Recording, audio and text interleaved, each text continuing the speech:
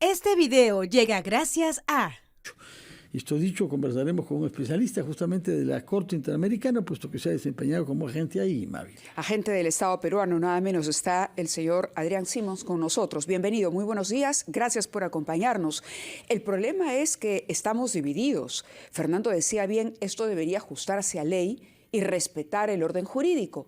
Pero, ¿de qué lado está el orden jurídico y la ley en este caso? Muy buenos días. Tiene la razón el Tribunal Constitucional, cuyo presidente ha dicho, el juez lo único que tiene aquí es que ejecutar, es decir, disponer la excarcelación de Alberto Fujimori. ¿O tiene la razón la Corte en que el Estado todavía no ha cumplido con dar ciertos pasos antes de una decisión de esta naturaleza?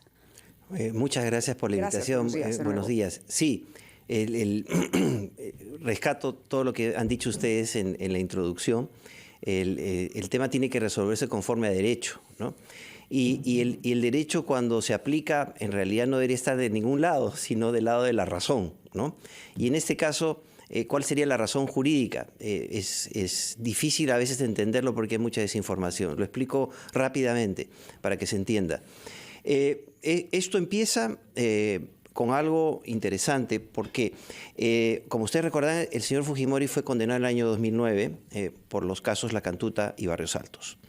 Esto venía como preludio de la sentencia de la Corte Interamericana del año 2001 y 2006. El 24 de diciembre del año 2017, el expresidente Kuczynski otorga el indulto humanitario a Alberto Fujimori. 2 días después, inmediatamente, los representantes de las víctimas se presentan ante la Corte Interamericana de Derechos Humanos y piden 2 cosas básicamente.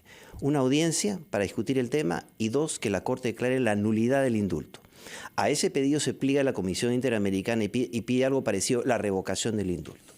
Es ahí cuando somos designados agentes del Estado peruano, el doctor Villegas y yo, para ejercer la defensa de este tema. Pero no salimos a defender el indulto, y esto es bien importante. Lo que hicimos fue defender la competencia de la Corte. ¿Cómo ustedes se preguntarán cómo van a salir a defender la competencia de la Corte? Fácil. ¿De qué Corte, perdón? Interamericana de Derechos Humanos. Dijimos que la Corte no era competente en ese momento para resolver el indulto porque dentro del Perú habían vías idóneas para hacerlo. Y lo demostramos con el caso Jailili y el caso Crucillat. Es decir, que no se había agotado exactamente la jurisdicción interna del Perú, digamos, sí, todos los niveles a los que se podía apelar para resolver esto antes de dar el salto a lo internacional. Exactamente. Por eso es que cuando yo empecé mi exposición ante la Corte dije que la Corte no era un atajo. Había que agotar las vías previas. Finalmente, y aquí viene el problema. Ustedes dirán, ¿por qué tanto problema? Porque no se han hecho las cosas bien. El 30 de mayo de 2018 la Corte emite su decisión. ¿Y qué dice? El Estado tiene toda la razón, ha acreditado que hay vías internas, no procede que nosotros declaremos la nulidad o la revocación del indulto. Regrese el caso a Perú, pero no regrese de cualquier manera, fijó 2 reglas básicas que se han incumplido por todos. Le dijo a las víctimas, tú tienes que ir al amparo. Y en la decisión, está clarísimo, en la decisión que le he traído, en el numeral 66 lo dice, y en la parte de la decisión, porque la Corte emite resoluciones que vinculan al Estado peruano, no como se ha dicho, que son recomendaciones o meras opiniones, no, son decisiones que vinculan a todos, incluidos nuestros jueces. ¿Y qué dice expresamente el numeral 4? Dice que debe recurrirse a la jurisdicción constitucional, es decir, y le habilita un plazo a los representantes de las víctimas. Tiene un plazo de 30 días para recurrir a la jurisdicción constitucional. ¿Qué se hizo? Todo lo contrario. En lugar de recurrir a la jurisdicción constitucional, recurrieron a la vía penal. Y un juez penal fue el que declaró la nulidad del indulto. Y eso fue ratificado por la Sala Penal Especial de la Corte Suprema. Hemos comprendido hasta ahí que no se siguió el camino. Acató la recomendación de la vía constitucional, sino penal, y un juez decidió la nulidad del indulto. Nos vamos a quedar por pronto ahí para que la segunda parte nos las diga después de una breve pausa. Doctor Adrián Simons Pino. 8:21 de la mañana, retomamos ampliación de noticias y nuestra conversación con el doctor Adrián Simons Pino, ex agente del Estado peruano ante la Corte Interamericana de Derechos Humanos. El tema, Alberto Fujimori. Un juez de Ica decidirá en las próximas horas si Fujimori es liberado o no, pero la Corte Interamericana le ha pedido al Estado que a más tardar el 6 de diciembre remita información actualizada y detallada sobre la situación del expresidente. La pregunta es, ¿lo que la Corte está pidiendo es que no se otorgue el indulto o no se excarcele a Fujimori, o que se alcance información que demuestre que se cumplió en su momento con lo que la Corte requirió de las autoridades peruanas? Sí, muy buena pregunta. La Corte está pidiendo información por una razón muy sencilla, ¿no? Para terminar la historia, el Tribunal Constitucional, a raíz de esto, se presenta un habeas corpus, que es el que estamos viendo, ¿no? Y llega al Tribunal Constitucional y el Tribunal Constitucional le da la razón a la defensa de Fujimori y ordena su excarcelación. ¿Pero por qué? Por lo que les acabo de decir. Los jueces penales no son competentes para revisar el indulto, ¿ya? Pero el tema es que el tribunal no lo hizo por las razones que dio la misma Corte, sino por otras razones internas. Pero en fin, y coincidieron en el asunto. ¿Qué ocurrió ahí? A raíz de ese tema es que interviene la Corte Interamericana a pedido de los representantes de las víctimas en abril de 2012 y dicta una resolución que no es una recomendación. Las resoluciones de la Corte vinculan al Estado peruano de acuerdo a la Convención Interamericana. Cuando usted dice vinculan, entendemos obligan. Obligan, exactamente. ¿Y qué les dice? Es una orden. El Estado del Perú debe abstenerse de implementar la sentencia dictada por el Tribunal Constitucional. O sea, le prohíbe ejecutar la sentencia que ordena la libertad. Ese mandato, para contestar, sigue vigente. Es ahora, emprendedor. Con los préstamos con garantía hipotecaria de Rebaja tus Cuentas. Consigue el éxito en esta campaña navideña. Asegura tus ventas. Sí. Ahora, ¿cómo es entonces comprensible que eminentes juristas del Tribunal Constitucional, como la vicepresidenta Luz Pacheco, haya declarado ayer que no es una sentencia, es una resolución y habría que ver, dijo, si es de obligatorio cumplimiento? Y además dio el dato, según ella, que el Perú solo respeta 15% de las resoluciones del Tribunal de la Corte Interamericana. ¿Es exacto este dato? Es exacto y es triste decirlo. ¿15%? Hay muchos países que se resisten, pero finalmente llegan a acuerdos con la Corte y cumplen.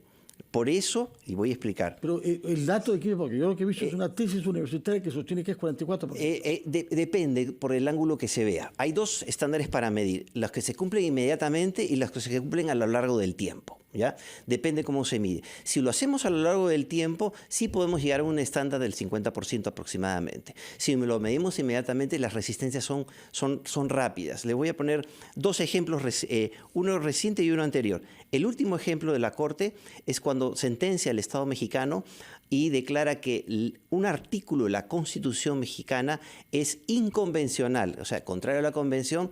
Interamericana.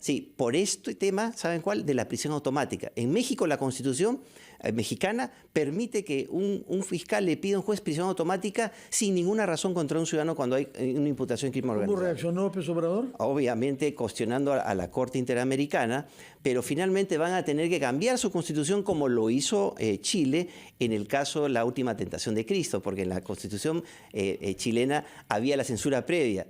Y la Corte Interamericana declaró eso inconvencional. Y los chilenos tuvieron, a lo largo del tiempo, cambiar su constitución para ponerse al nivel de la convención. Por eso es que... Doctor.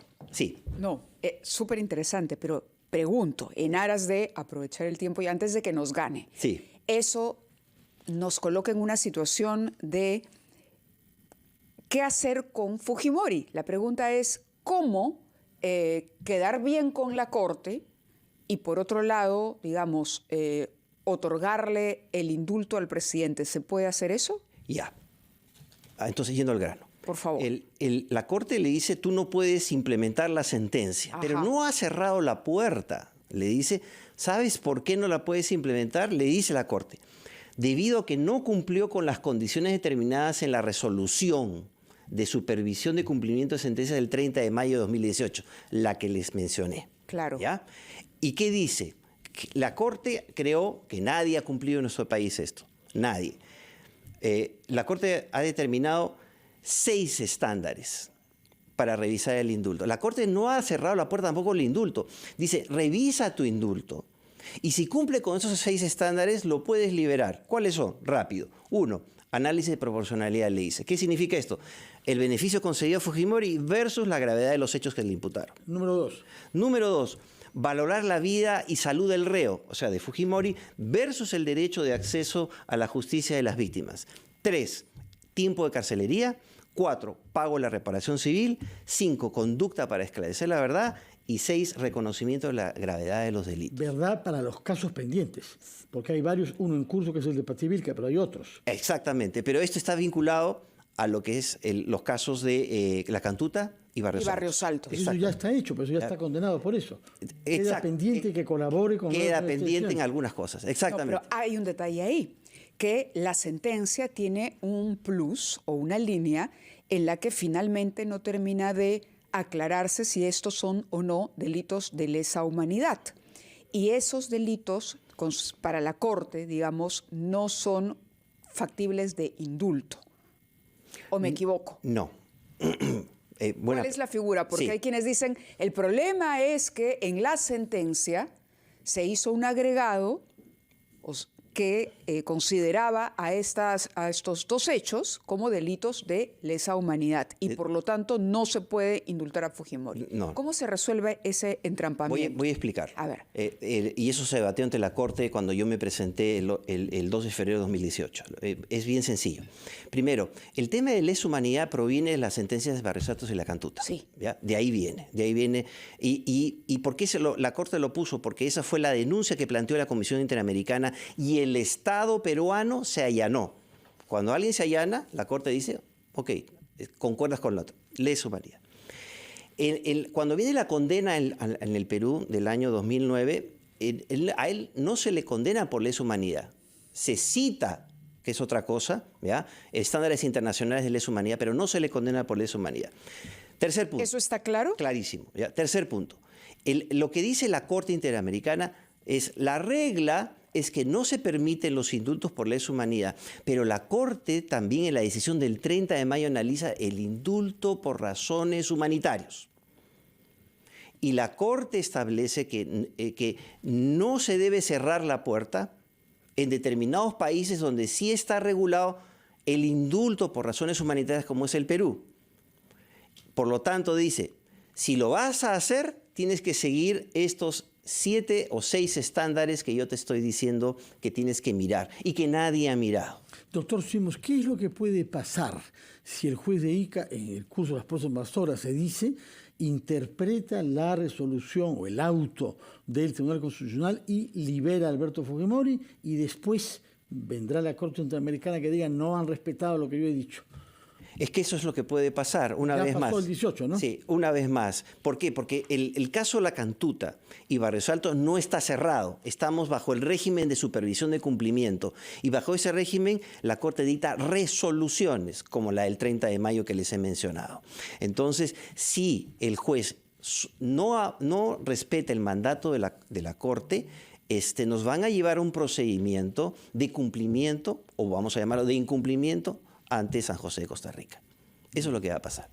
Bueno, esperemos que no quedemos entrampados en las redes y que alguien piense finalmente en la verdadera realidad del señor Fujimori, que no merece estar viendo manipulado de un lado a otro, ¿no? Exactamente. Si se hubieran hecho las cosas bien y hubiéramos respetado el mandato de la Corte y someterle esto a la jurisdicción constitucional, no estaríamos sentados acá.